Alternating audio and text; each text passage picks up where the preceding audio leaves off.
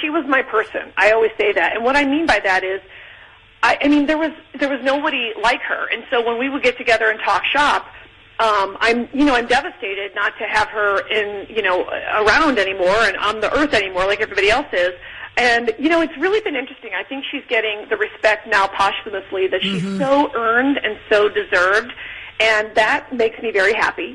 People are like, okay, she was a freaking legend, and now we miss her, more than ever. But what she taught me that was so valuable is, obviously, as you know, she also was a huge friend of the community forever. Yeah. And we always would talk about how, the unshockable gays are the best audience, because you can't really shock gay people. They've heard it all.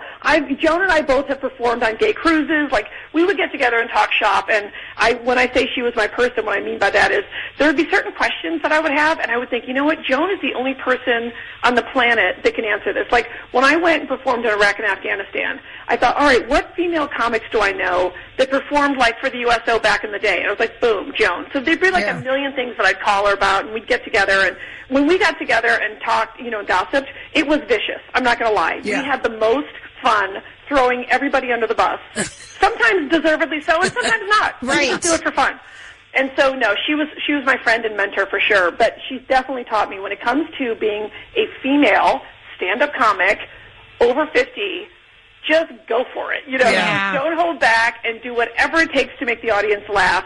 And, I live by that. I obviously get in trouble sometimes, but I don't care. If I have to confront Sean Penn and Leonardo DiCaprio to make the audience laugh, I will. I will stop at nothing. Is Oprah still mad at me? Yes. But is my mother going to come over and have another box of wine at 96? Yes. How is your mom? My mother celebrated her 96th birthday, and she came over, and I called all of her favorite gay men, and they love her and they fawn over her. And the box of wine was flowing. I'm not going to lie. Yeah. The box of wine was flowing. And then we played a fun game where we got to go around the table and say, and I said, what do you want to ask a genuine drunk 96-year-old? And everyone had a question. A good time was had by all, and it was education. It was inappropriate and educational.